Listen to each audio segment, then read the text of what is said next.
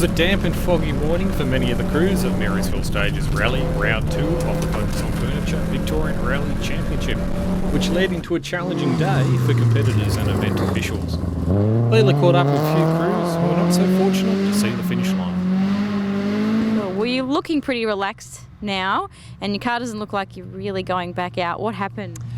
We seem to have developed a miss under load. We're not quite sure exactly what's driving that, but we've run out of spares and bits and things to diagnose it. So we are out. Yep. Car's nice and straight. Take it home, give it a wash and find out what it is. Yep. And you'll be ready and back for the next rally? That's the plan. Yep. That's the plan. So yeah, all things going well, we'll be out for the next one. So JB, your car's on the trailer. What's happened here? It's been a number of things today actually. It was the exhaust. Yep. We broke the exhaust somewhere up underneath. Yep. And just a few issues with steering and things. So Yep. we thought best to pull out and get it corrected for next event. Yep. So you do think you'll have it fixed and ready for the next rally? Definitely, yeah, definitely. It's Yeah. going to be up and running probably, by the end of next week. Yep. Good. And you got the first stage finished? Yeah, we did the first half. Yep. So we ran the first four stages. Yep.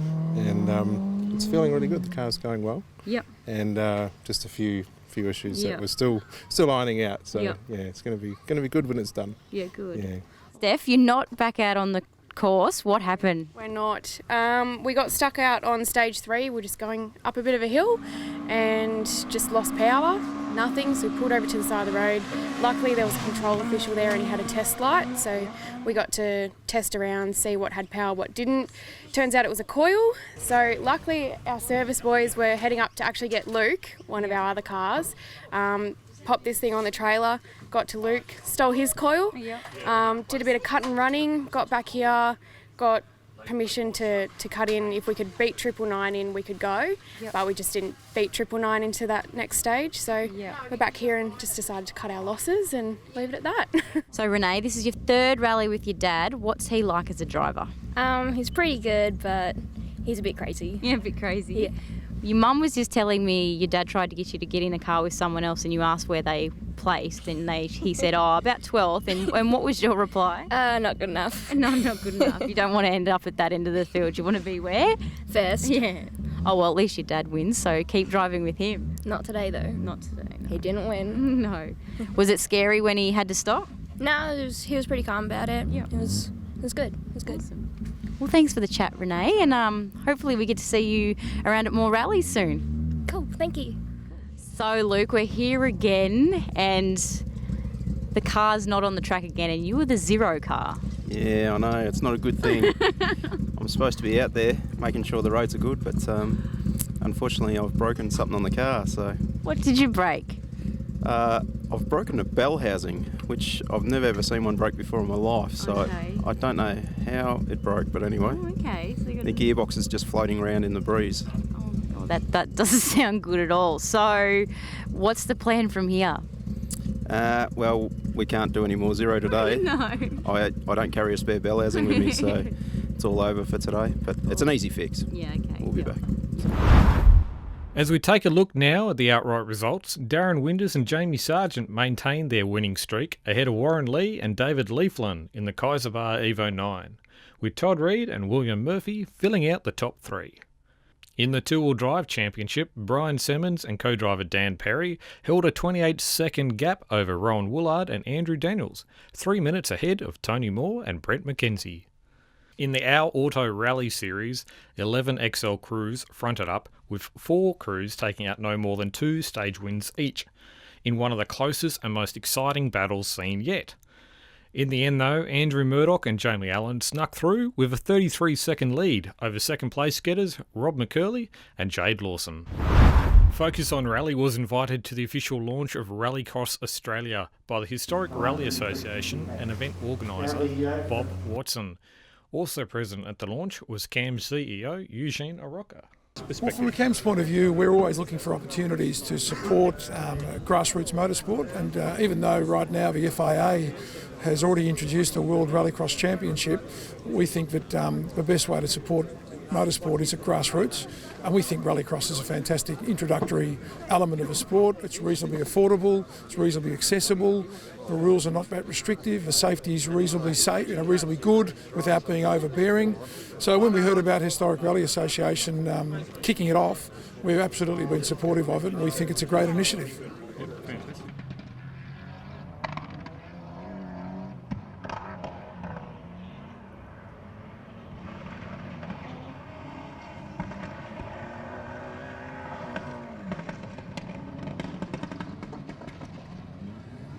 Returning to Broadford with Rallycross will be the guys and girls in Super Motocross.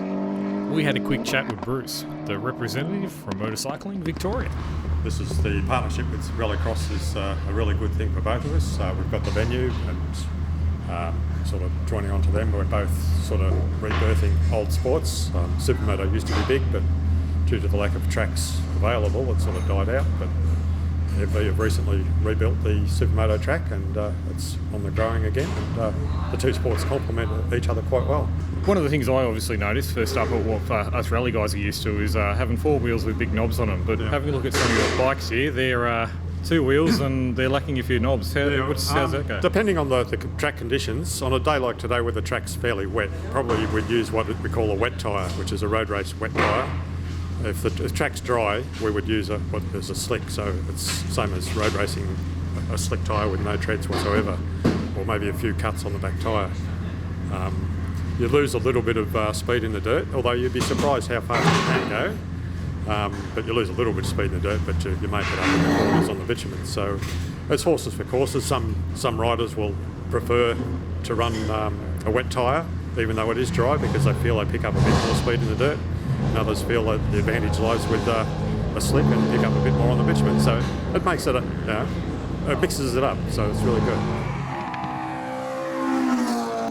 Back onto the circuit though, there was a mix of cars and experience, including Australian WRC regular Martin Greig. Martin, normally you're out in the forest playing on the forest stages, but today you've come out to Broadford to experience Rallycross. How was it? Oh, it's fantastic fun. Lots of sliding and a bit of bitumen fun, and it's just got everything. It's fantastic. So obviously your car here isn't a standard sort of rally car per se. Tell us a little bit about the car. This car's an R4 World Rally Car classification car. It runs in the World Rally Championship at Coffs Harbour. It'll be its third year this year. And this is the sort of vehicle that people can come and run down in Rallycross. Is that the idea? Yeah, I think Rallycross is going to cater for a very wide range of vehicles. So pretty much if you've got something that's capable of running in autocross or rallies, you're probably going to be able to run here and have a lot of fun.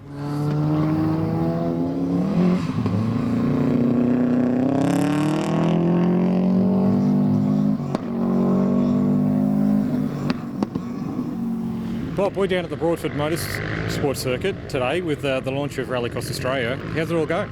Going fantastically. We've got a really good response from rally people and autocross people. Heaps and heaps of cars here, and people have had a bit of a go on the track and they're loving it, so it's all been very successful. Now, we've seen a few cars out on the track today. There's plenty of excitement to come. We've also got the super motocross bikes out here as well. Yes, because Broadford is basically a motorcycle track, we've had an agreement with them that we'll run some supermoto races during our program, but it'll work out well for everybody because their bikes are using tarmac and dirt as well as us. So back to the four wheels, if people want to get involved in Rallycross, what do they need to do? Well, they need to probably go to the website, which is www.rallycrossaustralia.net.au, and everything's up there, the regulations, how to enter the event, all of that stuff. As we do in the modern days, it's all got to be done electronically. Well, it's a fantastic, exciting concept, and good luck to you and the HRA who are getting behind this brilliant concept. Thank you. Yeah, we hope it'll be a big success. 2 meetings this year in July and October, and then the full 6-meeting program next year. Plenty of exciting adventures ahead for rallying with the revival of Rallycross. Make sure you go check it all out. In the meantime, though, this weekend sees a return of State Championship rallying back in the forests of Gippsland.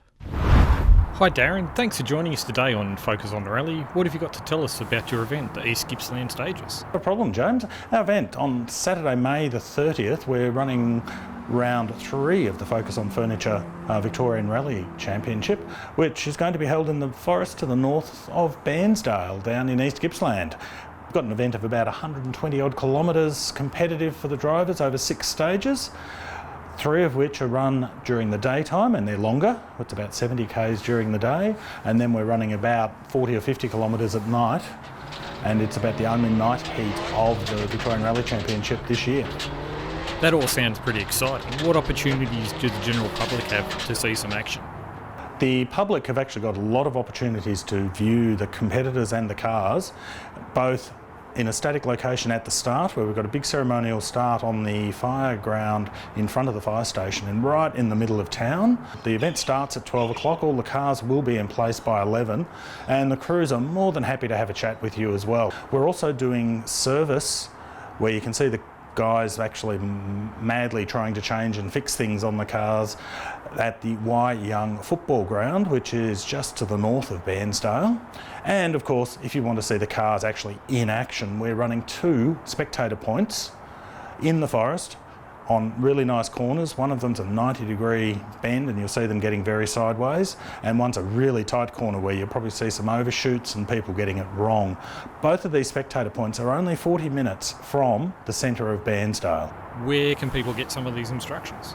There'll be spectator instructions available at the start. Just go up to the control table and just take a set. Or if you want to look for them online, have a look on the Melbourne University Car Club's website, which is www.mucc.net.au. Sounds fantastic. These events around the state definitely bring a swag of dollars into the local community. What sort of effect does this have? It's been estimated that we bring in over the weekend roughly $1 million of benefit to the Bairnsdale community and the businesses in the Bairnsdale area, because you've got people coming down, they'll be staying the night, they'll be buying their fuel, they're buying food, and basically spending a lot of money, which is just money that wouldn't have come into the Bairnsdale community otherwise. Well, thanks for your time today, Darren. Best of luck to you and the team on the weekend. Not a problem at all. Thanks for the opportunity, James. Don't forget that you can support the Focus on Furniture Victorian Rally Championship by purchasing some of the championship apparel. Just follow the links at vicrally.com.au for all the details. Also, don't forget that you can receive 20% off the recommended retail price store-wide at any Focus on Furniture and bedding store, just by mentioning the Victorian Rally Championship.